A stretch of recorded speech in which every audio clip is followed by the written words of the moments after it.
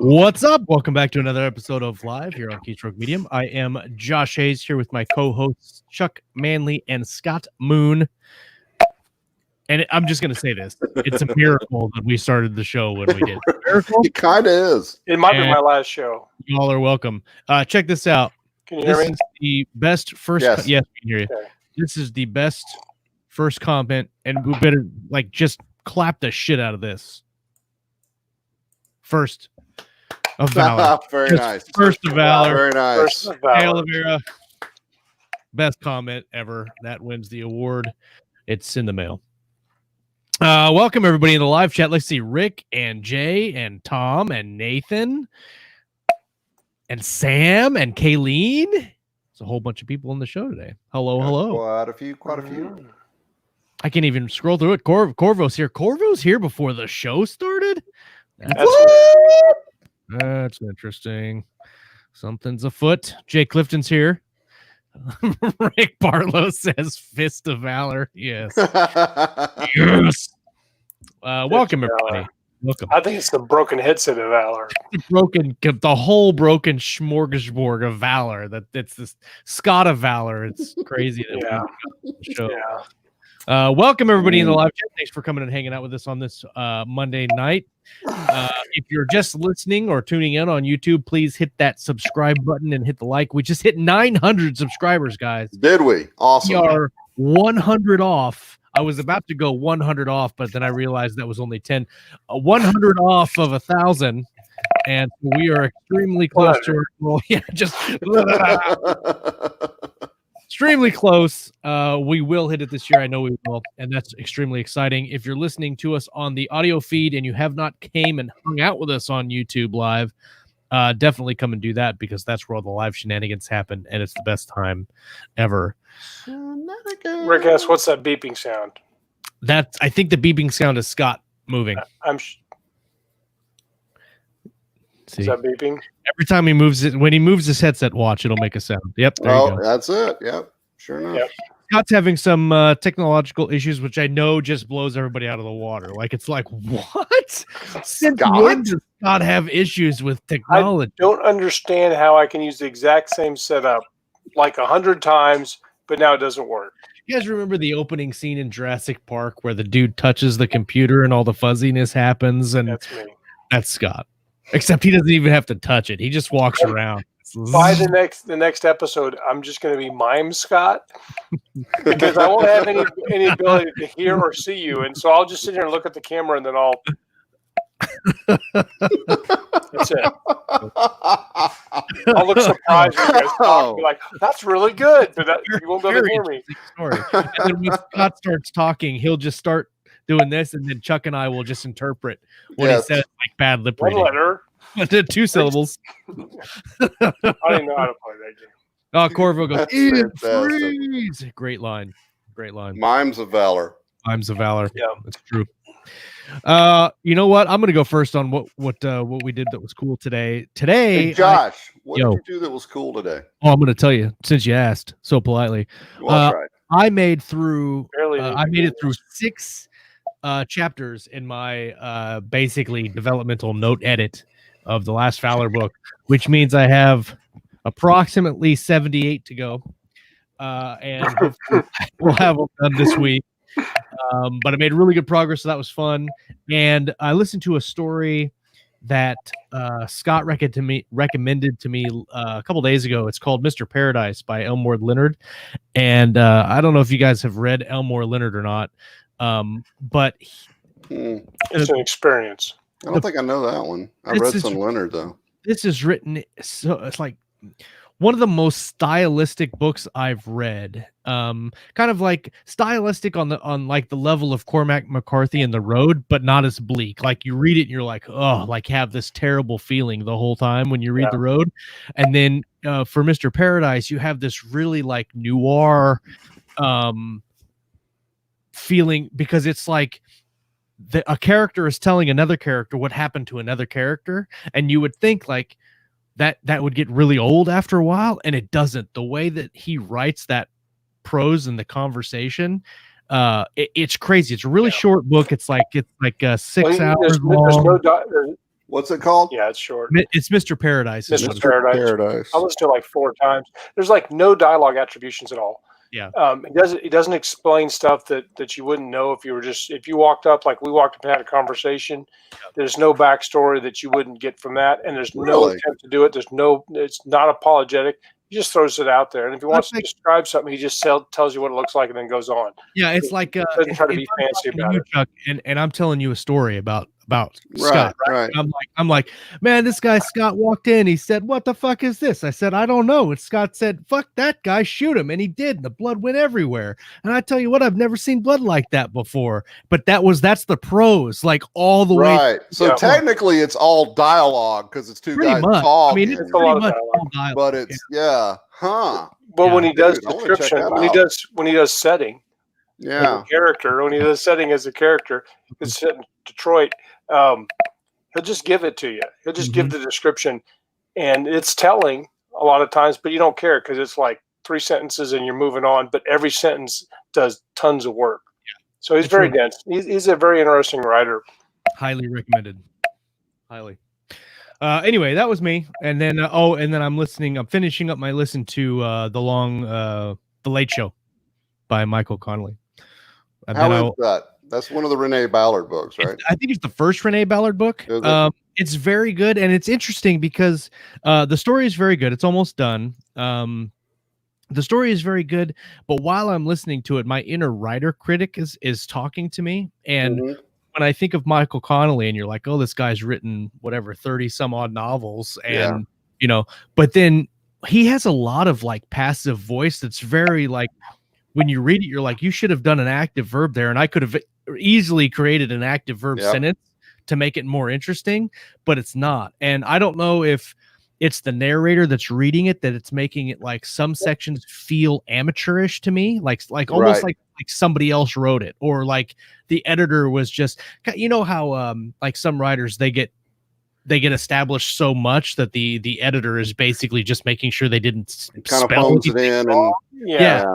So Michael Connolly is not an amateur at all. I'm not saying that at all, but some of the scenes and some of the sections of the book, when you listen to them or read them, they feel very amateurish. Like he just wrote it. Yeah, the editor's not going to call him on stuff. Yeah. Just going to say, okay, good enough. Like Tom Clancy, right? So, Rick, yeah. I have to jump in a little bit. I know it's not my turn, but talking about that same experience, I was listening to The Memory Man. oh, I can't wait to hear what tell There's me. lots of things, but just this one particular thing. There was a paragraph where he's describing, he's like, he left the bar and got in a car and saw her get into the car because that's why he'd gone to the bar where he saw the car. Right. And it was like 35 times. I mean, It's almost like he's just trying to fill up space. But he used the word car and bar so many times in one page that I literally had to stop my car and get out and go stand in the ditch because I couldn't take it. And his dialogue. Oh, dialogue's horrible. It's so wooden. It is so wooden and so stiff. The only reason I've kept up with those books is because I think he plots mysteries so damn well. Yeah. And that's because I'm actually listening to the 6th one right now, the newest Amos Deckard book. And I was in the kitchen listening to it making dinner last night, and I just stopped in the middle of it and I jerked my headphones off. I went, "Damn it! He makes $1 bajillion a year. He can't write dialogue to save his goddamn life." It's interesting because you look at these big names like David Baldacci and Michael Connolly, and you think they should know when they go and look at this. They should know this does not read right, or this doesn't sound right. Because me, as a complete amateur, as a novelist and a writer, I read that and I'm like, man, this doesn't sound right. But do you think that's either A, that they don't care because they're just cashing paychecks at this point, or do you think that the reader of their book doesn't care, and so I got a couple of solutions like that. If you really don't, you're willing to forgive a lot if you really like the story and stuff. Yeah. But I think so. There's a thing I'd read in marketing that to remember you're not your reader. Right. And so, like we're reading, I read Max really Headroom. slow, but I read super fast. You're They good read now. super fast, and they probably just slide right over that stuff. I think it's a So if you're reading combination of fast those and you're not, two. I'm sorry, Scott. I didn't mean to interrupt you, man. no, I was done. Okay. I think it's a combination of things. I think once they reach that certain level of success, the writer, he probably is going to lean, because he can. He'll lean on the editor a little bit more. He'll play to his strengths, and then he'll trust his editor to support his weaknesses. But if you're if you're pulling in $500,000-600,000 on release day alone, the editor is probably like, well, if the readers don't care and nobody's complaining, they just kind of slide it through. Because you're right about Connolly. He uses a lot of passive voice, and it's not just the narrator. I've noticed it when I've actually read his prose. But I think that if you're established like that, what sells your books. Yeah. You know what I'm saying? Harry Bosch sells books. Oh, yeah. It's not Michael Connolly. Right. It's Harry Bosch. Yeah. And then for Baldacci, he's a master at plotting. He comes up with fantastic twists. He comes up with great, plausible explanations to these convoluted mysteries and things. I'm waiting to see that. I'm curious to see how we spent like 6 chapters deciding that there's a tunnel under the school. I'm like, yes, we know there's a tunnel under the school. I'll tell you this too. Of all of those books, I think Memory Man was the weakest. That's pretty normal, I think, actually. So, but yeah, I just think that once you reach that level of success, people are going to be a little more the average reader, not guys like us who actually sit down and do our own wordsmithing, because we're always going to be critical. We're critical. But the average reader, one of those assholes in the movie theater that exactly. They're going to just be like, hey, I just want to see Harry Bosch catch a bad guy. Yeah. And they're going to be very forgiving of things like passive voice and wooden dialogue and that kind of thing. It's like my wife. We just started watching House, and they'll call a code, and she's like, I can't stand that. God, I do this, do that. And I turn to her dead in the face and I go, welcome to watching every cop drama that's ever been on TV ever. I'm sure. It's the exact same thing. Yeah. I tried to watch ER one time back in the 90s when I was actually working in heart surgery, where we actually put people on cardiac bypass pumps and did all that stuff. And so they're wheeling a guy into an elevator, and he codes, and they're like, get a bypass pump. And they bring this thing on the elevator, and they have one scalpel and an alcohol pipe, and they make a little cut, they stick a tube in, and they're like, turn it on. And and I'm like, I haven't been able to watch a medical show since. The only way we're going to save him. Yeah. Take off nickel for orbit. It's the only way to be sure. What about you, Chuck? What you been up to this week, brother? Today I have been smashing words. Almost done with my Galactic Murder Clowns 3 story for Weird Tales. I am love that title, dude. I love that title, man. Holy crap. I made the mistake of allowing my wife to read the first Jack Dark book. And I say that it's a mistake because she is now pissed at me if I'm doing anything other than working on the next Jack Dark book. Nice. So call that a win, I guess. Good problem to have. Good problem to have. Good problem to have. But yeah, I spent most of the day working on those 2 things and just living the COVID-19 quarantine lifestyle, man. Living the dream. The dream. So basically, nothing's changed whatsoever. Pretty much. Same shit, different day. Yeah. I had to mow my yard twice today. Oh, I did give myself a haircut though. I don't know how I feel about that, Chuck. I really don't. Neither does my wife. My hair has not been this short since basic training. I had to mow my yard twice because last week I didn't mow the backyard, and so this week when I mowed it, I had to mow it with the mulch flap open. And so I got sprayed with grass the entire time I was mowing, and then I had to go back and remulch the second time because it was too long. But anyway, I took a shower since then. Good stuff. So we're talking about story as a setting, and Chuck, this was your idea, but I actually had a couple of thoughts about it as we were talking about it today, and very interesting topic that I think we're going to have tonight because. As writers, and we've been talking about it already, as writers, we look at story and pick out these different things that make us think I could have done this or I could have done that. One of the things that I look at in plotting is I don't really really focus on where it's happening, like purposely picking a place for it to happen. Right. I see it in my head happening, and I'm like, okay, they are here, and then I describe where they're at.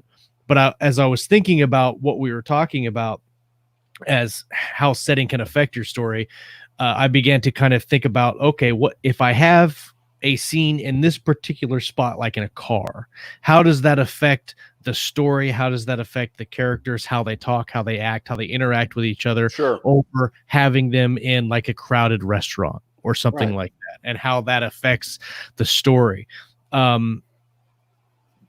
In your writing and how you think about this, do you sit down when you write your stories and purposely really think about the setting that you're putting your characters in or that they're at, or does that just come naturally through the planning or writing process for you? A lot. If it's a big pivotal scene, I will put some thought into the actual location, and I'll do some research on that location.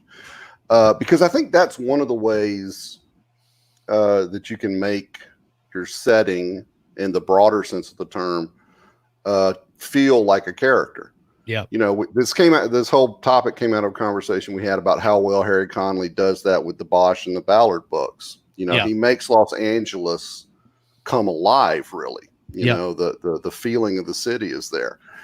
And I think that you do that in a lot of ways by pivotal scenes taking place near like common things that people would know about, you know, like the Angel Flight is a little tram thing that runs up and down a hill in LA.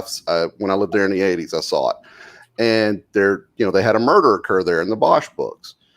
You know, different neighborhoods have different feelings to them, you know, and I use Atlanta a lot in my books. And, you know, like with the Jack Dark books, there's an area where he lives called Inman Park. And I've done a lot of research and stuff on Inman Park to try and get a vibe for how it feels there and how it's kind of bohemian and, you know, stuff like that. And then if I have a big,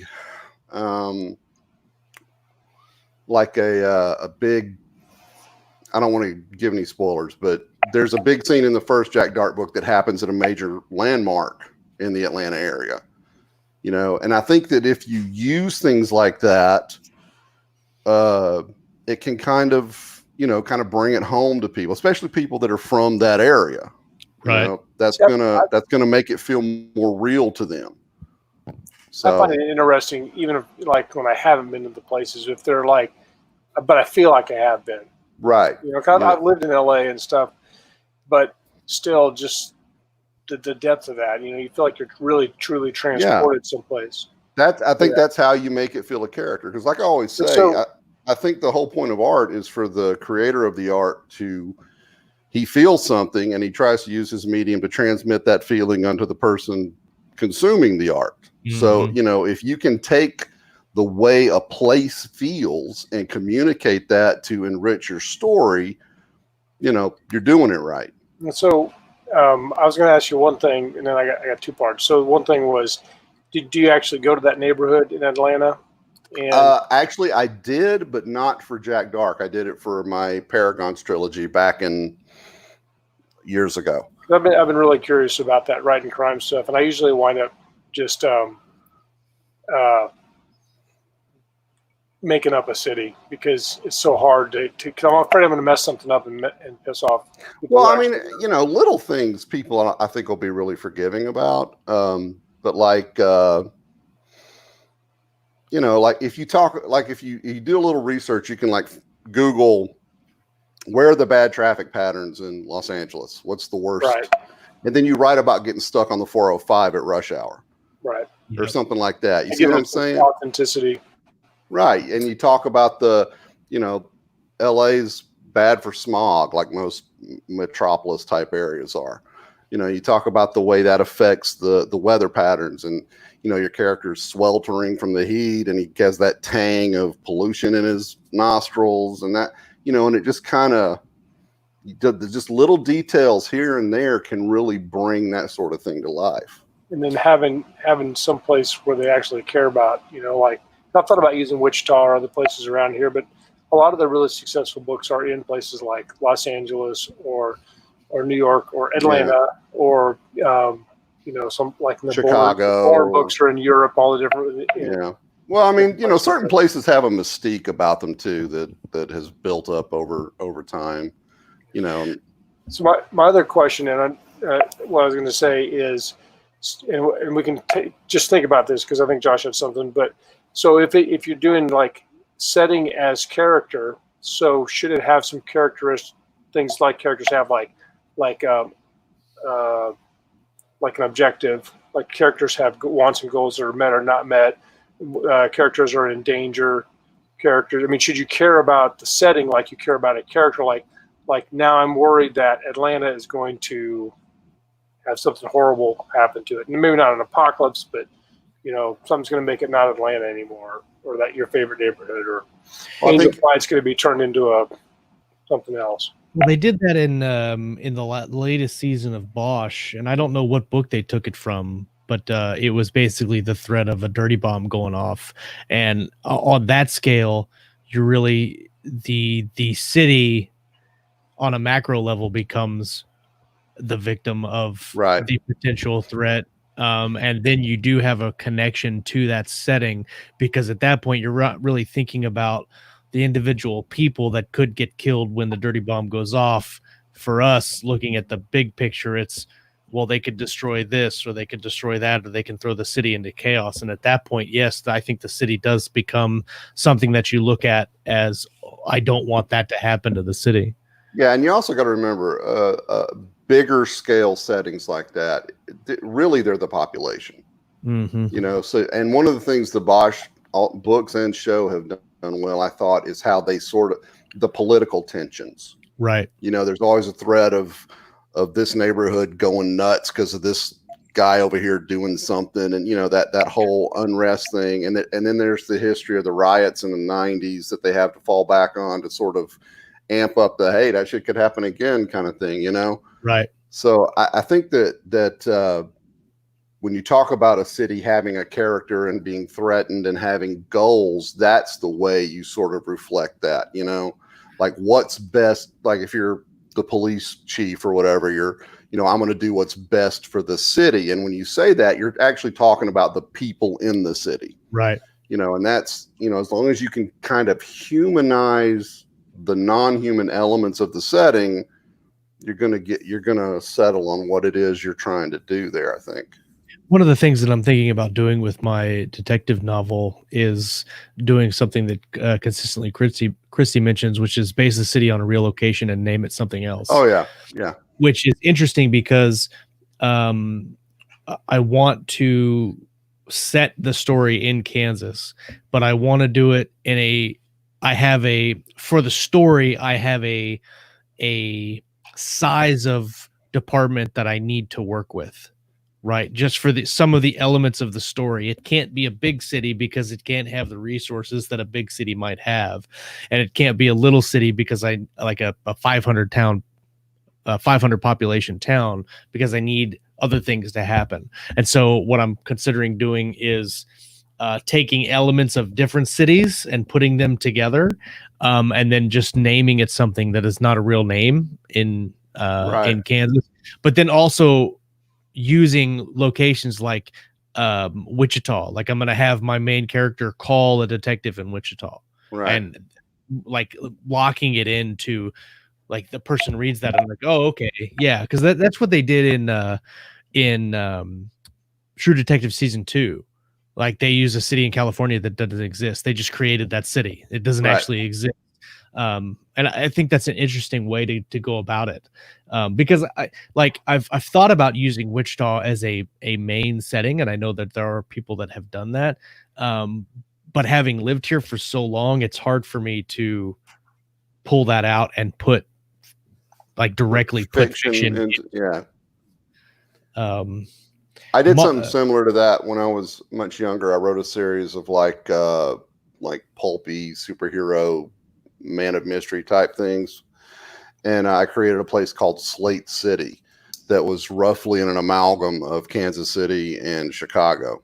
And I stuck it in the Midwest, and they had things like that where they, well, oh, the Chicago PD had this guy for da da da, you know. Yeah. So I honestly, I think that's a great way. Rick said something that I wanted to address. Where was it? Oh, there it is.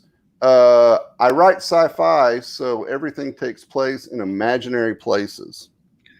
I would submit that a strong sense of setting is actually more important in science fiction and fantasy than it is in more realistic fiction, because it is imaginary.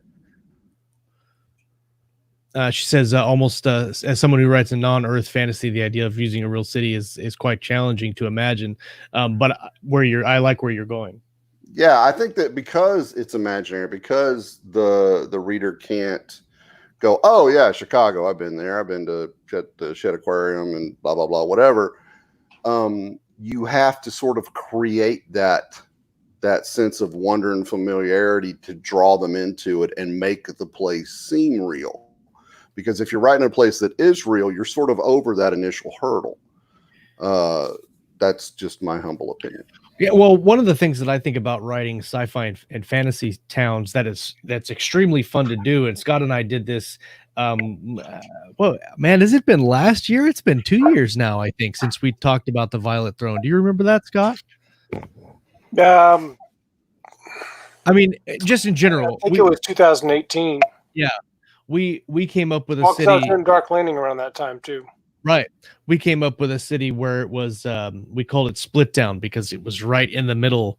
It was basically in the middle of these two chasms, and it was connected by bridges. And the only way you could get to that town was by bridges up in the mountain somewhere.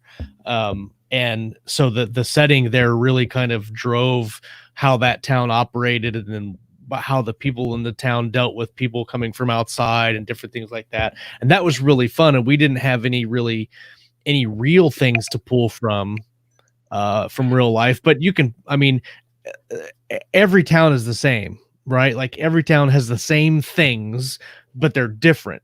So if you can, they're all going to have a bar, they're all going to have a hotel, they're all going to have a castle or city hall or space, wherever you write it, it's all going to have the same things from your town. And I know that I've taken things from Wichita and made them sci-fi-y. Like I can look at the bar that I've been into here in Wichita and transpose that into my fiction and go like, I've been to that place, and I describe what I'm seeing from being in the bar, but putting it in a science fiction setting. Nobody who reads the book is going to know that bar really even exists, but I know. Yeah, well, I mean, you look at like cyberpunk writers. William Gibson did a great job of taking, like real world.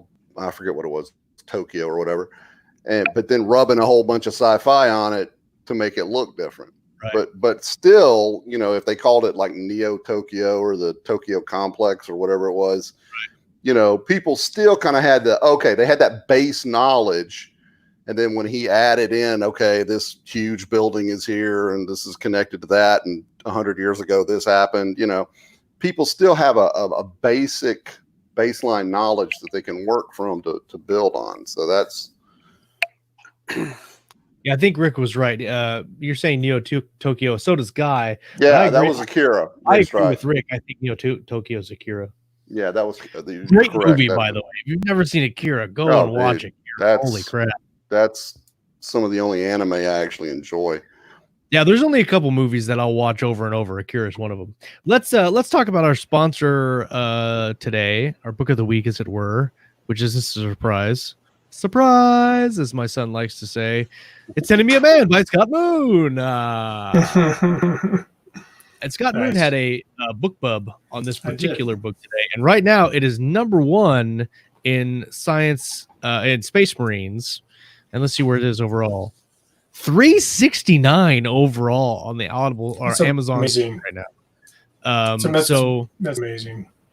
Did you switch your microphone, Scott? Because you're starting to. Sure. I was trying. Is it messed up? Stubbers? Yeah, you're skipping again, dude. Here is the link to Scott's book. Buy it if you haven't bought it, because it's a fantastic book. I will read you their blurb. Enemy of Man, The Chronicle of Ken Rowland, Book 1 by our one and only Scott Moon. Ken Rowland is being hunted across the stars, and some of the monsters that want him are human. Once Ken Rowland was legendary in Earthfleet, a trooper without peer, a warrior without equal. He led men and women of his unit across the worn-torn world of Hell's Breach against humanity's most feared enemy, the Reapers, until the day he took a stand, captured, tortured, and sentenced to death by void burial. He escaped and fled to Crashdown, a lost planet lying in the mouth of an unstable wormhole. Now hidden among the castaways of Crater Town, he's a fugitive, wanted by Earthfleet and Reapers alike. A distant space battle propels a ravaged Earthfleet armada through the wormhole, and a Reaper follows, relentlessly hunting the man who burned its world. Ken fights to save his new home and learns there are worse things in the galaxy than the nightmare stalking him. The end is coming, and Rowland's sins will change the galaxy for both monster and man forever. Doom. Of Doom. The original Doom. Ken Rowland, the epic military science fiction novel with visceral action, relentless struggle, and sweeping vistas for those who love Aliens, Warhammer 40,000, Predator, and Riddick. Go buy it right now. Do it. I was really lucky when I first met Scott. This was the book that Scott was working on, which was originally called Wormbride, if I'm not mistaken. Yeah, that was what it was called. It had even a terrible cover. Way back in the day. And I got to read this as a beta printed out on paper before it ever hit the publishing shelves. So, bam. There you go. Look at this. Look at this. Oh, never mind. They're talking about something else. But anyway, go pick it up. And Enemy of Man of Valor. Yes. Enemy of Man of Valor. Of Valor. There you go. Definitely. Good stuff. So one of the things that I was thinking about today as I was thinking about our topic and then doing the editing of the book is as I'm kind of growing in my writer career, I used to do a lot of action, a lot of narrative action, and I really like that. We have running gun battles and explosions and different things. But as I've progressed, I really am getting to the point of really enjoying smart character conversation and figuring out that it's really hard to do that with more than 3-4 people in a scene, especially when you're trying to pull off something like in a film where they have like in Ocean's 11, when people are bouncing back and forth, talking back and forth. It's really difficult to do. It's hard to do in a book, man. In a book. And so as I'm writing these scenes out and kind of structuring how the story is presented, as it pertains to the setting, I'm trying to think about how I can get as few people as possible to have the conversation, and make the setting, make them work around the setting. One of the things that I'm doing right now that I was editing is that the Marines have a common room in the warship that they're stationed on, and all of them are in there. But I've been able to kind of break it down so that some people are over here and some people are over there. And for the most part, I try to keep the conversation in one area of that room. And sometimes I will bring in occasionally other people into the conversation and then kick them out. But man, like you guys know, I studied a lot of Adam Sorkin over the wintertime, and he is like almost claustrophobic when it comes to his environments, because he purposely puts people in very small rooms so that there's like the least amount of people that he can have in a conversation in there. Do you guys struggle with that at all? When what did I say? Did I say Adam Sorkin or Aaron Sorkin? What did I say? You Rick? said Adam, but we know who you meant. Aaron. Thanks, Rick. Wait, Bart said Brandon Sanderson. Somebody take a shot. Somebody take a shot right now. Okay, just kidding. What do you guys think when you're writing your stuff? What's the setting to get to focus on the conflict dialogue? Scott, you want to go first? Yeah, no, I think that's I've absolutely done the same thing, and I think during the Reaper books, I started to realize that the more often I could have just two people in the scene, the better. Two people with speaking parts. But I also realized in writing my most recent book for Aethon, that having one person sucks too.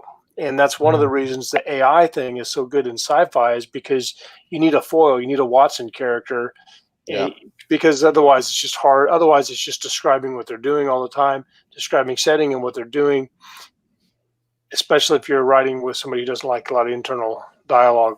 Some of my collaborators have been that way. Yeah. So I've intentionally tried to narrow my number of casts down, or give them roles that don't speak or speak kind of like in certain ways, like in squads, there's certain things they do or don't do. Like, a guy's busy doing something. He's not going to be over there chatting you up in the middle of a gun battle. I think the thing to remember about Sorkin, though, is he is writing for the visual medium. Very true. His words are going to be performed by actors. And that is a much easier way to convey the larger scale number of people in a conversation thing. Because, the people just talk. Yeah. When you're reading it, it's so easy to just get bogged down on who said what. In my experience, the way I typically handle something like that is I will have what I call the dominant voices in the conversation. Oh yeah. I'll have maybe there's 5 people in the room, but 2 of them are going to be the 2 that are having the conflict or whatever, that they're going to do the majority of the talking. And then the rest of the characters in the scene might just say, hey, now wait a second, that's not true. Or something like that. Just kind of throwing little things in there between the 2 conflicting characters to add, or to, maybe to bring up a point that needs to be brought up, or just to add flavor to the scene. Just, if you need a comedic break, you could have the smart ass say something snarky, whatever. But I think when you're writing scenes like that to be read, you want to have dominant voices that carry the bulk of the conversation. So when you're looking at setting that up, do you think about where they're at in relationship to setting in the book? Well, because that's gonna change the way people talk.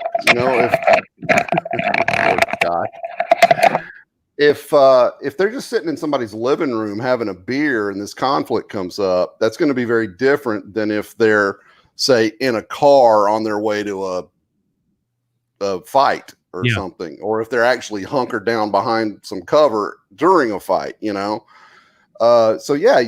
Setting is always to some degree going to influence a scene. Yeah. And the action going on around the characters is going to influence, if maybe they're having this conversation very quietly in a restaurant and they're doing that intense whispering thing, and the third character's over there going, guys, calm down, we're in public. It doesn't have to be dramatic. It just depends on where you are. And so I think that you always have to keep that in mind. I mean, the effect on the scene may be subtle, but your characters are going to be as mindful of where they are as we are. You're not going to behave the same way sitting in church as you do watching football at, Buffalo Wild Wings or whatever. Right. So you got to think about your characters as people, because they're going to be mindful of those things too. I'm curious, when I write battle scenes,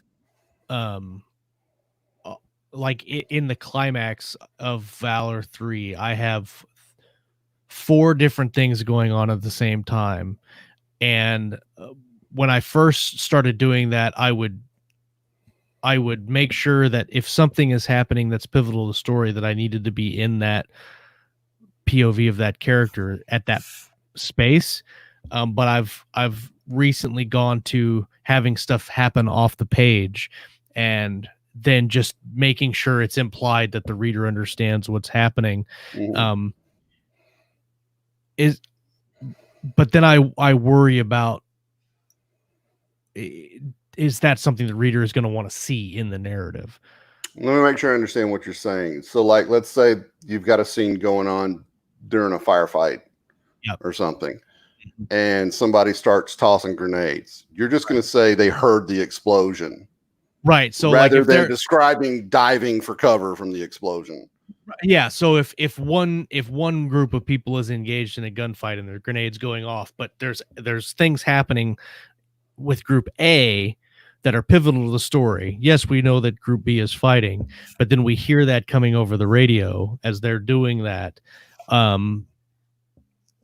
bouncing back and forth between that stuff. Like, I don't want to get bogged down in the place that it's happening. I just want everybody to know that it is happening. Right. Well, I mean, and I think you're handling it the right way. I mean, if whatever's moving your story forward the most is what you should be focused on. Yeah. So if you've got group A over here, group B over here is taking a pounding in a fight or whatever, you know, maybe they're hearing the thing over the radio, and you can write in italics or something just to indicate that there's this background noise in the radio that's making their group A's conversation more anxious. You know, Right. maybe they're arguing about how to help these guys or something. Yeah. You know, you want the reader to be aware that there's a stressful situation here, because that stress is going to bleed into these guys' conversation. You know, if they know their buddies are in trouble, but one guy says we need to call for reinforcements and the other guy says, no, we need to go charge in and help them. You know, you want that extra tension in there just so the reader can kind of pick a side, you know? Yep.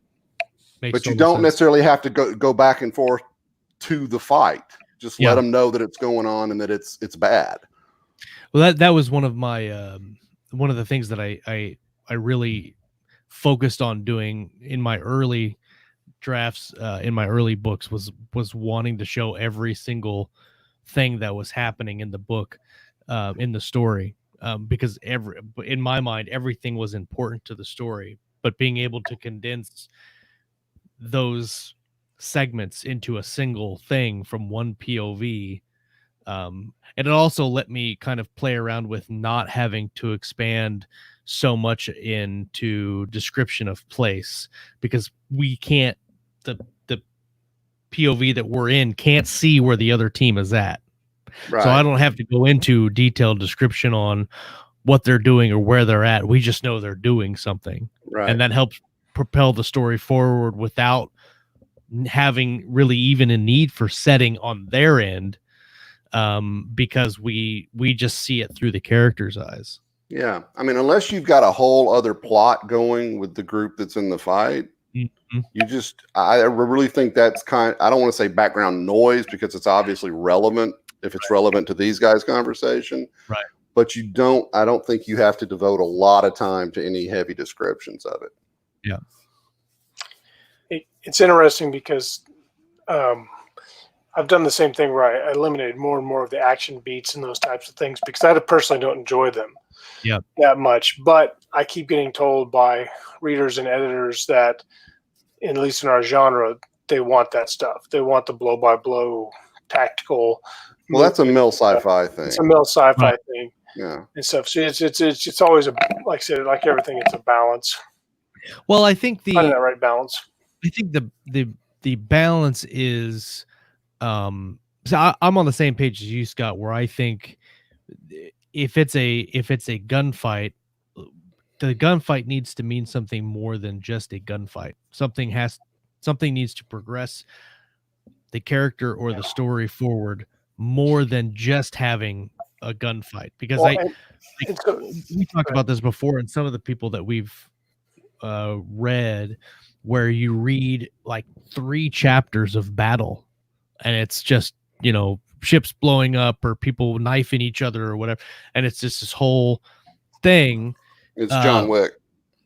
It's John Wick, but nothing happens really in those scenes. It's I just think people skim over that stuff, and I think people who read 3 books a week, they skim through that stuff. It's fast to read that, and it's it's not that. But me, I get locked into it, and it puts me to sleep. I mean, like I think it just depends on the reader.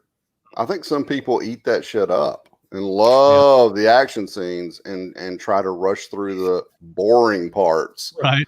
But I mean, that's everybody's going to be different, Yeah. I mean, I used when I was a kid, I read these cheap pulp novels like The Executioner and all these just little like a buck at the 7-Eleven kind of things, and they were nothing but really long, violent fight scenes with some sex at the end. That was it. Yes. It was the epitome of sex and violence. Get back to that. They sold like hotcakes, man, because some people just eat that crap up. Yeah. But it's just there's no accounting for taste. Figure out what the tropes of your genre are. Right. Do your best to hit them, and move on to the next project. Rick says he loved Mac Bolan, and I've seen Mac Bolan. I've seen those books on our supermarket shelves for years, and I've never picked one up. And I don't know why. I mean, they look interesting. They kind of. I'm probably going to be castrated here, but they kind of look like a cheap James Bond. They kind of are. They're really more along the lines of John Wick. I mean, they're just these guys that they're just these guys. They're basically mercenaries hired as detectives or whatever, and they're just super noir, brutal. But hey, if that's your thing, fine. It's right. It's kind of like people that watch Star Wars. Woo! We went there. Pulled the pin on that grenade. Yeah. I tell you, like, Mara was bringing up non-Earth worlds and fantasy, and that's one of the things that I've been thinking of this year for my fantasy stuff. Is creating cool settings, but also not wanting to get bogged down in like a constant world build where that's it. Like finding a happy medium. That's one of the things that I want to kind of study this year, along with story, is how do we paint the picture for the story to be on? Because, like I said a couple weeks ago, I've had a problem here recently in writing in white space, where I know what the characters are doing and they're having conversations, but it's all happening in this white room that has no description. But you could very easily go the other way and have it like extremely descriptive, where it gets bogged down at to a fault. Yeah. I think that when you study, like we were talking about, like Los Angeles and the cool landmarks that you can use, I wonder if extrapolating those just for use in a book, do you think that like finding cool things and then writing a couple paragraphs about them in the book, like either like a personal interaction, like Chuck, you said you went to like a graveyard for your book, and walking around and the feelings that you had when you walked around in that real life setting, that those feelings or those emotions kind of worked their way into the manuscript as you were writing it? Or did you just go there and look around and go, okay, I know what this place looks like, I can describe it now in my book? Well, I think it's going to depend on what kind of scene you're writing in that stuff. The graveyard thing was pretty much just a running gunfight. And I went to the cemetery, Maple Hill. It's here in my town. Mostly because going there kind of helped me visualize the scene. Mm-hmm. I kind of picked out where the initial action would begin and where it would end up. I took my phone with me. I took some pictures and kind of mapped the route of this running gunfight through Maple Hills. This was in Master of Hounds. So I don't know if that helped the reader tremendously, because I mean, pretty much it's just a really big graveyard with some magnolia trees and shit in it. Right. To most people, but it helped me, I think, write a better scene because I had walked that ground and I had these photos that I could kind of firsthand knowledge. And the same thing with the Dead Kids Playground, where it all ended up. That was actually a bigger thing to explain than the graveyard itself, because that was unique to that graveyard. Yeah. So it helped me, but I guess it would be you'd have to ask somebody that's read it if it felt more real to them. I don't know how they'd know, but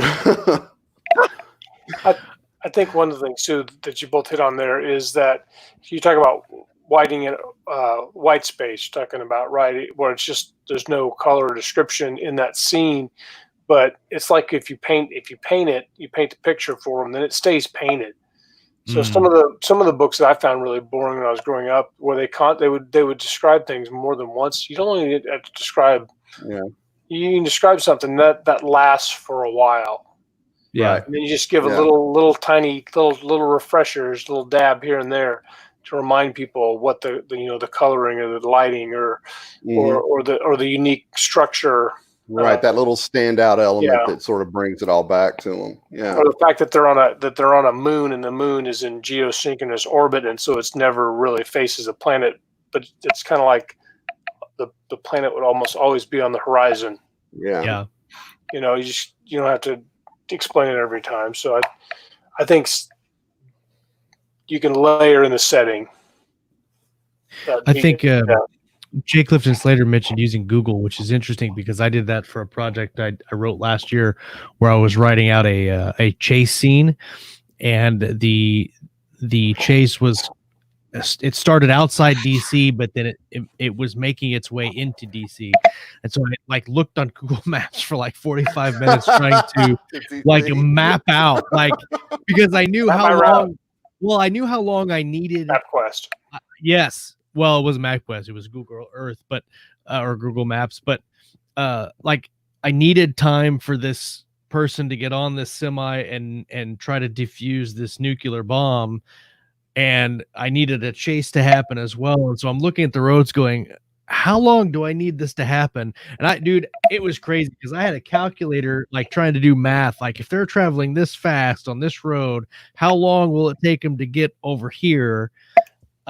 So that I know where to start it at. So then I basically had to time it in reverse and say, okay, this is where it starts, and it started from there.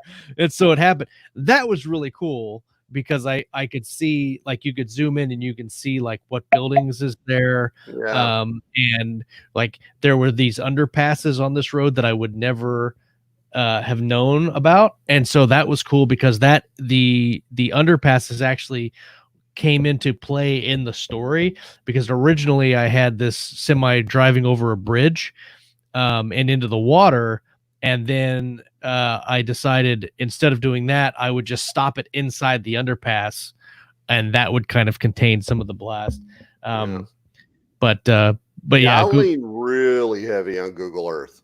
Yeah, I really do. And when I need to time something like that, I just use that directions to from thing. Yep. And that'll gives you a rough idea how far away it is driving time. But yeah, man, I got all kinds of bookmarks for places in Atlanta and stuff from all my various projects that I've set there over the years. I can't believe that I just didn't even think about what you just said. Of course, you could use the drive here to drive there to see how long. Directions to from thing. You're welcome. I think I broke him, Scott. No, I'm just. No. I'm sorry. No. I'm sorry. No, absolutely not. Do you know how long? I'm gonna look at the camera for this one. I made a mark and I made waypoints all the way across the freaking map, and then looked at the total thing. I'm like, okay, this is the total distance traveled, and then mathematized my way into. And you should be very proud of that, because that's a lot of mathematizing. Good job. All that extra math will keep you from getting Alzheimer's.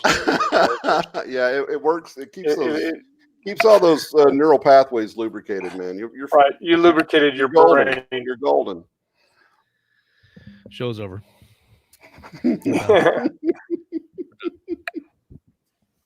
But anyway, yeah, I lean really heavy on that.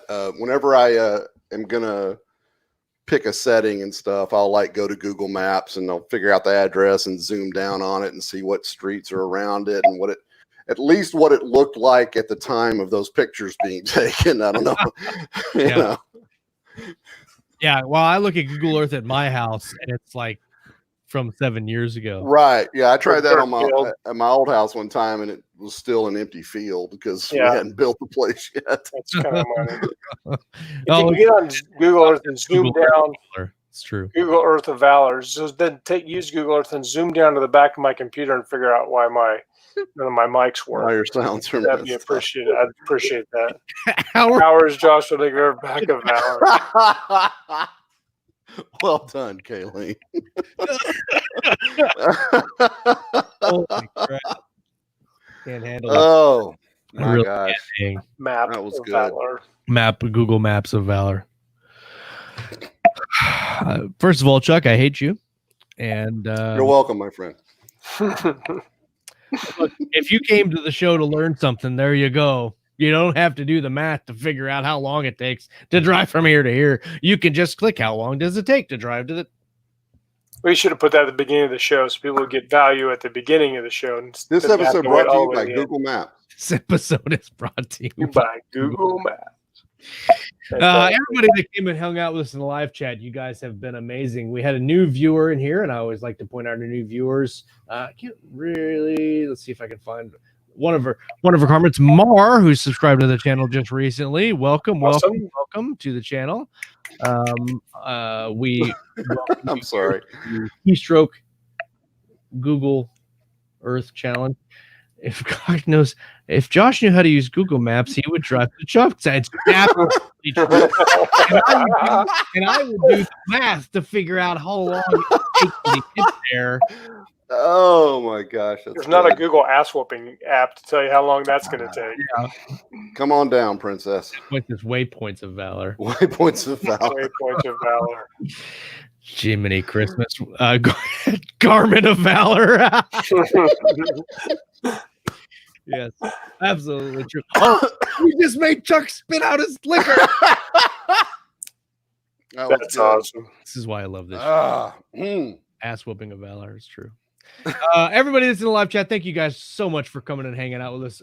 It was ridiculous fun as always with the shenanigans that happens with all you people. Rand McNally map of There you valor. go. Come on. I don't even know what Rand McNally is. Ways of valor. I remember my mom You can sitting Google it. in your seat with this big, huge map trying to Oh yeah. but that's like, I know where we're going. Close the book. I almost bought a map the last time I went. And I already knew how to get there because I was just in Nebraska. But I remember looking at maps so much, I thought, I'm going to buy a map for old time's sake. And And I'm just going to trunk. look at it because I know how to read a map. Atlas of Valor. Walt will be live tomorrow. He was live this morning, which really threw me off because I saw the notification on my phone. I was still in bed. I wasn't woke up yet. I saw the notification on my phone Thought it was Monday. and it said coffee and Tuesday. content. And I go, holy shit. I know we didn't do the show last night. Did I miss something? And then I realized it was Monday and he was doing a special show. So if you didn't put that, Walt was live with Tom Hoddle this morning talking about PvP. He'll be back on tomorrow talking about coffee and concepts. I really don't know what he's talking about. He just picks stuff and goes, which I'm great with. Yes. I was going to join him, but considering I have no microphone that works, I may have to fucking tap out. A microphone of valor. Yeah. Kayleen and Lauren will be live on Thursday nights at 8. Also, we're considering going to Monday mornings for a Monday morning show for a while. Let's see how that works out. We'll see. I don't know. When I was on the moon base earlier today and we were drinking coffee and talking, and that was It really was good. It was fun. so. It was good. We should do that. Let's see. If you're listening on the audio feed, thank you so much for tuning in. Subscribe to us on Podbean or iTunes or wherever you get your audio feed from, and then pop over to YouTube, youtube.com/keystroke medium, and subscribe to us there. We're trying to get to 1,000 subscribers of Doom this year. We're almost there. With your help, we will get there. Share us around if you got something valuable out of this, or even if you didn't, you just want to make fun of us. Share us around. Well, look at these guys talking about absolutely You nothing should. for an Yeah, hour. look at that. Skins, bring it on. Bring it. All right, guys. Bring it, That bring does it with your Google Map. Monday Night Live on Keystroke Medium. I am Josh Hayes. That's Chuck Manley. That's Scott Moon. We were talking about some reading. We were talking about some writing, and of course, everything in between All right of it. here on And then Keystroke some. Medium. And then some. Maybe even coyotes. Later, folks. Bye.